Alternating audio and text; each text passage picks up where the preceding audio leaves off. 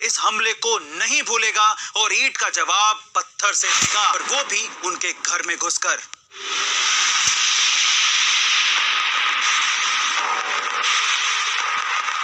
ऐसा भारतीय जिसने खुलेआम पाकिस्तान को मुंबई के बदले बलूचिस्तान छीन लेने की चेतावनी देने से गुरेज नहीं किया। एक ऐसा जासूस जो पाकिस्तान के लाहौर में 7 साल खुफिया एजेंट बनकर अपने देश की रक्षा के लिए प्रतिबद्ध रहा। एक ऐसा भारतीय जिसने अपना पूरा जीवन देश को समर्पित कर दिया। जी हाँ दोस्तों, आज हम बात करने वाले हैं इंडिया के रियल जेम्स बॉन्ड और देश के सुरक्षा सलाहकार अजीत डोवाल की। उन्होंने अपना जीवन साल 1968 से ही देश की सेवा में लगा दिया। 1968 में केरल के लिए चुने जाने के बाद अजीत डोवाल की पहली पोस्टिंग केरल राज्य में ही हुई थी।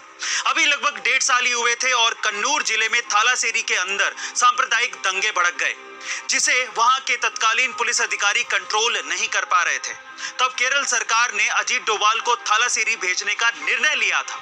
वहां पहुंचकर उन्होंने मात्र 2 दिन में ही न सिर्फ दंगों को समाप्त कर दिया, बल्कि उन दंगों के दौरान लूटे गए सारे माल को बरामद करके उनके असली हकदार को वापस भी लौटा दिया। इससे उनकी छवि एक दबंग पुलिस अफसर के रूप में उभरकर सामने आई थी। अब इस सफलता के बाद अजीत डोवाल को 1972 में दिल्ली बुला लिया गया था। वहां उन्हें आईबी में नियुक्त किया गया। ज्वाइन होने के बाद उनकी पोस्टिंग मिजोरम में हुई थी और ये पोस्टिंग उन्होंने खुद मांगी थी, क्योंकि उस वक्त मिजो नेशनल फ्रंट का विद्रोह चरम पर था। मिजो विद्रोहियों ने मिजोरम को स्वतंत्र घोषित करके भारतीय सेना के खिलाफ युद्ध छेड़ रखा था। हिंसा बहुत ही ज्यादा हो रही थी। पुलिस और सेना पर लगातार हमले हो रहे थे, क्योंकि पाकिस्तान मिजो विद्रोहियों को हथियार सप्लाई कर रहा था।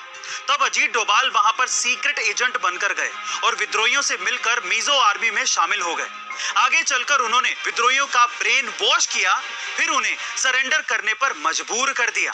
और यही नहीं, सिक्किम में भी मिजोरम जैसे हालात थे।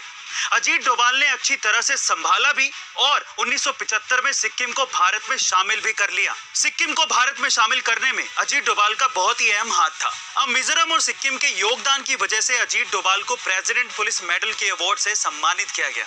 इस मेडल की खास बात यह है कि यह मेडल 14 साल के सर्विस के कंप्लीट होने के बाद दिया जाता है, लेकिन अजीत डोवाल को मात्र 7 साल की सर्विस में ही यह मेडल मिल गया। 1975 में उन्हें इस मेडल से सम्मानित किया गया। ये सच में उनके लिए एक बहुत ही बड़ी अचीवमेंट थी। इसके बाद अजीत डोवाल ने 7 साल पाकिस्तान में अंडर कवर एजेंट बनके काम किया। इसके लिए उन्होंने प्रॉपर ट्रेनिंग भी ली थी। एक बार पकड़े जाने से बाल बाल बच गए।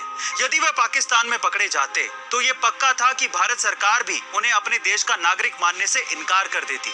इसके साथ ही उनको जिंदगी भर जेल में रहना पड़ता, वो अलग, और टॉर्चर सहना पड़ता, वो भी अलग, क्योंकि हर देश में अंडरकवर एजेंट के लिए ऐसा करने की मजबूरी होती है। उन्होंने पाकिस्तान में रहते हुए बहुत सारे भारत विरोधी षड्यंत्र को नाकाम किया और बहुत सारी खुफिया जानकारी भारत सरकार को मुहैया करवाई। अब 1984 में ऑपरेशन ब्लू स्टार के वक्त जब खालिस्तानी आतंकियों ने इंदिरा गांधी की हत्या कर दी थी, उस वक्त अजीत डोवाल पाकिस्तान में थे। लेकिन जब वापस 1988 में एक बार फिर खालिस्तानी आतंकियों की एक्टिविटी शुरू हुई और गोल्डन टेम्पल पर उन लोगों ने हमला किया और कब्जा कर लिया, तब अजीत डोवाल भारत में ही थे और जानकारियां निकालने के लिए उन्होंने अपनी जान की परवाह नहीं की और वे उस वक्त आईएसआई एजेंट बनकर गोल्डन टेम्पल में घुस गए। अजीत डोवाल ने पाकिस्तान से मिली जानकारियों का इस्तेमाल किया, जिससे वो उन टेररिस्ट को यकीन दिलाने में सफल रहे कि वो एक पाकिस्तानी आईएसआई एजेंट है। वो आतंकवादियों के साथ रहने लगे और उनकी सारी जानकारियां जुटा ली। फाइनली अजीत डोवाल की कोशिश रंग लाई और वे गोल्डन टेम्पल को आतंकवादियों से छुड़ाने में कामयाब रहे, जिसके बाद इस साहस भरे काम के लिए उन्हें कीर्ति चक्र से भी सम्मानित किया गया। इसके बाद 2 जनवरी 2016 को कुछ आतंकवादियों ने पठानकोट के एयरबेस पर हमला कर दिया था, जिसमें हमारे 5 जवान शहीद हो गए थे। इस सदमे से भारत उबर भी नहीं पाया था कि 18 सितंबर 2016 को उरी में मिलिट्री बेस पर फिर से हमला हो गया।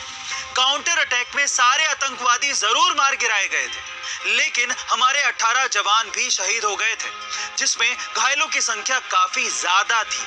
पूरा देश बदला मांग रहा था। भारत सरकार ने साफ कर दिया था कि भारत इस हमले को नहीं भूलेगा और ईंट का जवाब पत्थर से देगा।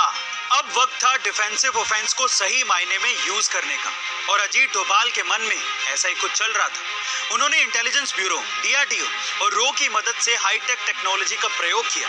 ऐसा करके उन्होंने आतंकियों की जानकारी हासिल की और उनके लॉन्च पैड ढूंढ निकाले। जिसके बाद सर्जिकल स्ट्राइक का प्लान उनके दिमाग में आया। इसके लिए कमांडोज को पूरी तरह से ट्रेंड करके भेजा गया और पीओके में घुसकर हमारे कमांडोज ने आतंकवादी लॉन्च पैड को उड़ा दिया। सर्जिकल स्ट्राइक पूरी तरीके से सफल रही।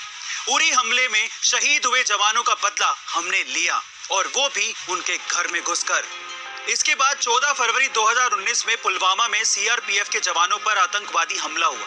इस बार भी देश बहुत ज्यादा गुस्से में था। सीआरपीएफ के 40 जवान मारे गए थे। बदला लेने की पूरी जिम्मेदारी एक बार अजीत डोभाल पर थी। सरकार की तरफ से पूरी छूट दी गई थी, लेकिन इस बार की जवाबी कार्रवाई आसान नहीं थी। जैसे मोहम्मद का बेस इंडियन बॉर्डर से 60 किलोमीटर अंदर था। भारतीय सेना को हमला करने में काफी परेशानी हो सकती थी, इसीलिए मिराज 2000 की मदद से अटैक करने की योजना बनाई गई। इंटेलिजेंस से मिली जानकारी के अनुसार बालाकोट में 300 मोबाइल एक्टिवेट थे। इसका मतलब वहां काफी संख्या में आतंकवादी मौजूद थे। 26 फरवरी 2019 को सुबह 3 बजे फाइटर प्लेन ने उड़ान भरी और बालाकोट में करीब 1000 किलोग्राम के बम दाग कर सारे आतंकवादी खत्म कर दिए गए, जिससे पुलवामा का बदला पूरा हो गया और सारे फाइटर प्लेन अपने बेस पर सुरक्षित वापस आ गए। अब पाकिस्तान ये बात अच्छी तरीके से समझ गया था कि भारत से वो आमने सामने की लड़ाई तो नहीं जीत सकते। इसीलिए कश्मीरी बच्चों का ब्रेन वॉश करके उन्हें आतंकवादी बनाने की साजिश हमेशा से रची गई और आर्टिकल 370 की वजह से भारत सरकार पर बहुत सारे रिस्ट्रिक्शंस थे। इसी वजह से कश्मीरी युवाओं का विकास नहीं हो पा रहा था और उन्हें मेन स्ट्रीम में लाना बहुत ज्यादा जरूरी था। 2019 के बाद अजीत डोभाल ने 3 महीने तक कश्मीर की समस्या का अध्ययन किया। ऑपरेशन ऑल आउट में भारतीय सेना ने सैकड़ों आतंकवादियों को मार गिराया, लेकिन डोभाल की माने तो वो आतंकवाद के खिलाफ कुछ बड़ा करना चाहते थे।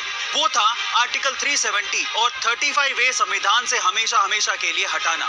और उन्होंने भारत सरकार के साथ प्लानिंग करके आर्टिकल 370 और 35A को संविधान से पूरी तरीके से हटा दिया, जिससे जम्मू कश्मीर भारत का हर तरीके से अभिन्न अंग बन गया। कश्मीर की जनता को अपने साथ लेने के लिए अजीत डोभाल ने बिना अपनी जान की परवाह किए उनसे बात की और बिना किसी हिंसा के कश्मीर को भारत से अलग करने वाली इन धाराओं को हटा दिया। दोस्तों, अजीत डोभाल के बारे में जितना कहें उतना कम है। उन्होंने देश के लिए जितना किया है वो करने के लिए हिम्मत चाहिए। अब तो आप समझ ही गए होंगे कि वे जेम्स बॉन्ड कहलाते हैं। और अंत में हम सभी को मिलकर ऐसे वीर योद्धा को भारत सरकार से भारत रत्न दिलाने का आग्रह करना चाहिए। अगर आपको भी ये लगता है कि वाकई में अजीत डोभाल को भारत रत्न मिलना चाहिए तो कमेंट सेक्शन में जरूर लिखिएगा।